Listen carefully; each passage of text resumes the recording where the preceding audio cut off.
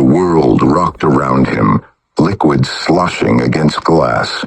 Terry's thoughts scattered in jagged bursts, pulled into focus only by the pain still burning through his skull.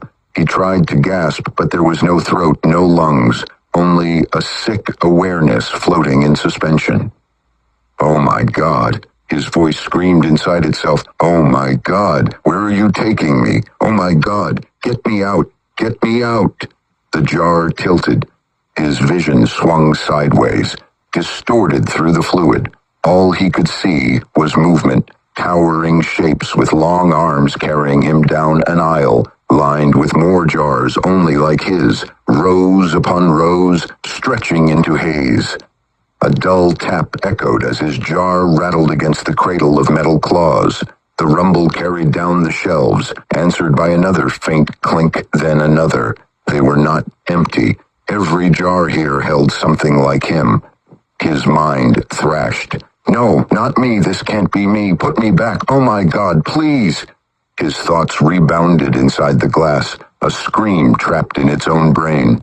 The figures carrying him didn't react. They glided with precision, jointed arms never faltering, their heads cocking at odd angles as if listening to signals he couldn't hear. Terry's vision tilted again as the jar slid into a frame along the wall, the glass locked into place. Symbols flared across a nearby panel. The liquid around him pulsed once, a current rushing through his brain like fire. He screamed again, but there was nowhere for it to go. He more than saw it, like being pressed into a slot, fixed tight inside a row. No arms, no legs, no breath, just the heavy sensation of being stored. The glass clung cold around him, the liquid swaying with every faint vibration in the chamber. All around, jars rattled softly against one another, a rhythm that never ended. The shelves stretched away in every direction, tier after tier, each holding another voice. He could feel them at the edges of his awareness, thoughts bleeding together until they poured straight into his skull. Other jars spoke. "Move over, rookie. Make space." "Shut your mouth. Don't you dare start screaming. Help me, somebody, please help me. You're not special. None of us are special. You're another jar." The sensation of being part of the wall grew worse the longer he sat there. He couldn't look away, couldn't shut his eyes, couldn't stop the voices. The weight of thousands pressed down until his own thoughts felt like they were dissolving into theirs. He was no longer simply Terry. He was another piece of inventory on the shelf. More panels lit across the wall, not simply one jar now, but several lifted from the shelves, clamped into place, their contents streaming at once. Dozens of screens shimmered with overlapping fragments, a birthday candle blowing out, a rifle firing in the mountain's air, the hum of a train, 1,000 lives cut into jagged reels playing all at once. The figures crowded forward, their heads cocked at strange angles, their long frames hunched as they settled into position. They shifted slightly now and then, the way people might when adjusting in their seats. A faint ripple of color ran through the bands across their faces, pulsing like amusement. The rumble of the voices inside the jars rose and fell, pleading, cursing, begging to be put back, but the watchers didn't react.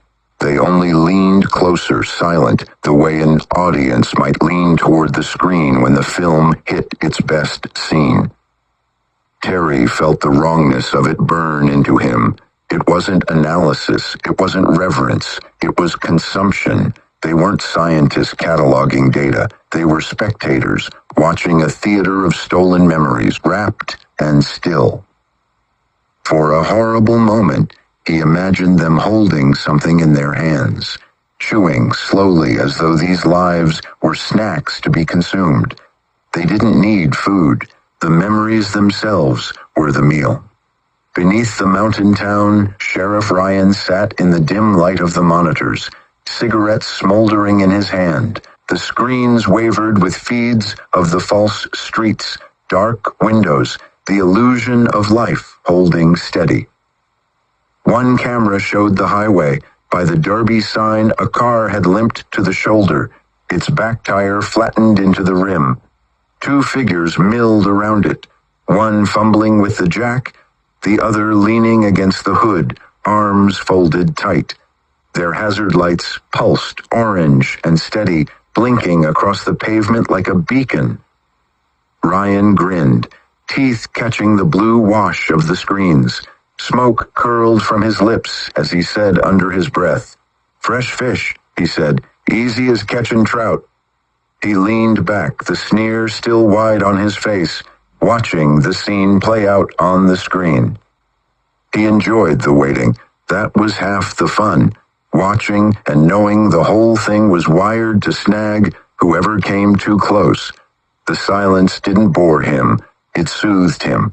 Like a trap set in the woods, it only needed time before something stumbled in.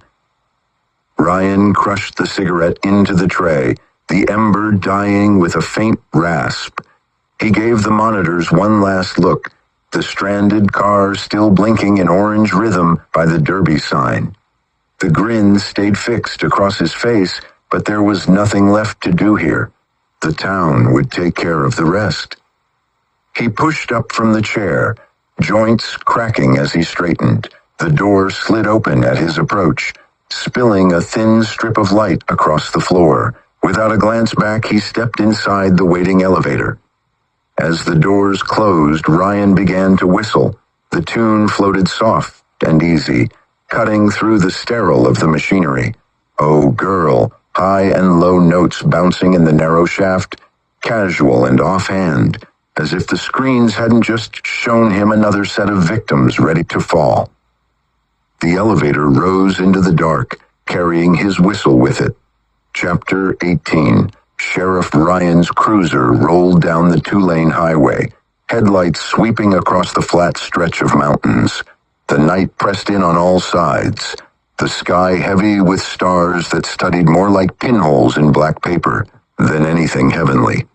In the back seat, two men slumped against each other, limp, lifeless, their faces turned toward the glass.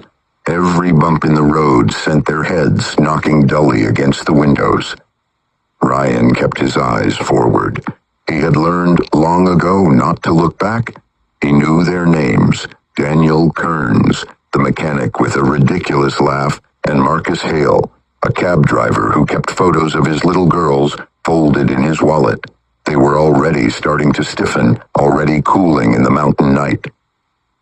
The cruiser's engine made low as Ryan turned off toward the junkyard. A sagging chain-link gate marked the entrance, and beyond it, the silhouettes of broken cars rose in jagged towers, steel on steel, sharp and black under the moonlight. He slowed the vehicle. The place smelled of oil and rust, but beneath it lingered another scent, thicker, sweeter, heavier. Ryan ignored it. He had business. He parked the cruiser deep within the yard, switched off the lights, and stepped out.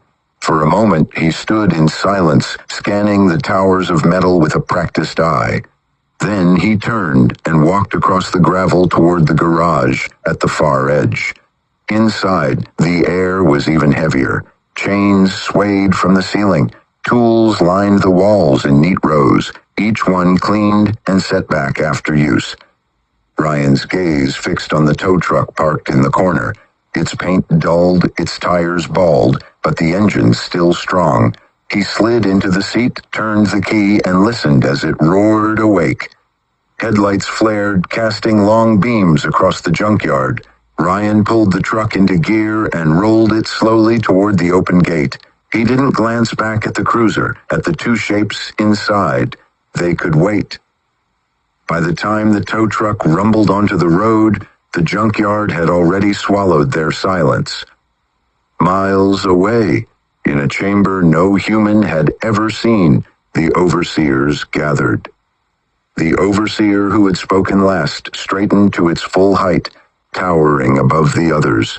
Its body gleamed as though slicked with oil, its ridged skull catching the chamber's ember. The screens reflected in its many eyes, making them look like burning coals. High Overseer Vrahalith clicked its mandibles, voice cutting like wire through glass. Vrahalith, Shirak Deruth Nax Chlor. Derbie is but the beginning. Overseer Julven leaned forward, its body hunched, the edges of its carapace sharp as blades. Its voice carried a lower resonance, a rumble that shivered through the floor. Julven Vrask Kra Seravan Falktu Ithkora Vendrash. We have harvested enough. Broken Pines grows. Red Veil is ready. From the opposite side, Overseer Krithrak snapped its mandibles shut, with a sound like bone breaking. Its tone was dry, mocking. Krithrak, Nuurek Eshdrun, Teravoska Nair. Towns are not enough. The yield is small. The growth is slow. The chamber shuddered with their argument. Screens pulsed, zooming in on towns distorted into spirals, their streets bent like symbols carved into the earth. Each pulse of the images made the Overseer's shadows stretch farther across the chamber floor. At last, Overseer Shirvala, whose frame was draped in a translucent membrane that shimmered like smoke. Its voice was higher, cutting the air like a knife drawn from a sheath.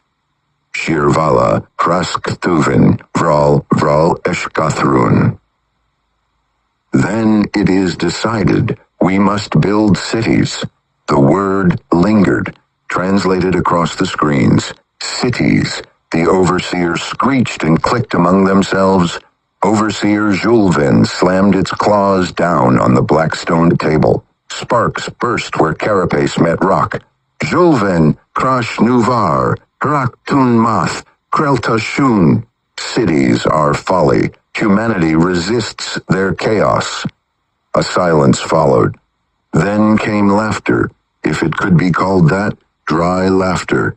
Krithrak, Julven Koth, Rak, Prash, Turk, Saneth. Julven fears shadows. The war is over. Their armies are gone. At this, Vralith rose, commanding in its height, eyes glowing faintly as the chamber lights dimmed to mirror its presence. With a single gesture, the screens shifted, displaying grainy footage of collapsed battlefields, rows of tanks twisted into slag, aircraft scattered like broken birds, soldiers sprawled silent and still. Vralith, Pralketh Nu, Vosk Arundral. The Ons fought, and they lost. Yet even as the images burned across the chamber, Julven shouted again, refusing to yield. Its outline stretched long across the floor, jagged like the broken skyline of a ruined city. Julven, Trakvos, and Shakra, Shirvala, Thrashvorith, Kornun, Drakhalasan. Resistance is nothing. Fleas biting a leviathan. They will be crushed. On the hovering screens, the map zoomed closer, isolating clusters of light where small enclaves still stirred. Armed groups moving through forests, radio transmissions whispered orders, fleeting sparks of defiance. Each flared for only a moment before the overlays swept them into red, erasing them. Krithrak snapped in satisfaction, voice sharp and cold. Krithrak, Ver, Sak, Thralketh, Koran. Their defiance feeds the harvest. The struggle ripens the brain. But Julven rose higher, anger trembling through its frame. Its carapace groaned as it unfurled to its full height, shadow stretching like a blade across the chamber floor. Julven Kral Heshvorak, Trash Thuven Marak, Shrulkaven. You court disaster. Expand too far, too fast, and they will rise again. At the head of the table, Vralith slammed its taloned hand onto the black stone. The chamber light shuddered. Chasm stillness fell like a blade. Vralith, Julven Karath, Shroon Drakval, Hrak Thul. Enough, the war is ended. Their leaders kneel. Even their armies serve us now. At that, the screens shifted again. Footage of soldiers in uniform, standing rigid, and eyes faint green in the dim light. Commanders shaking hands with figures that weren't quite human. The overseers leaned closer, mandibles twitching. The overseers won the war. Earth's defenders were already being hollowed out from within. Krithrak, Hrashtun Trel Vos Gran, Rahalith Drun Ek. It is finished. Humanity's marrow is ours. Vralith's vision is true. Others thrashed their claws against the black stone table in support. Sparks danced across its surface, each strike like a note in some grim music. But Julven would not fall silent. It shoved forward, claws scraping along the stone until lines carved into the polished surface. Its voice carried like thunder trapped in a cavern.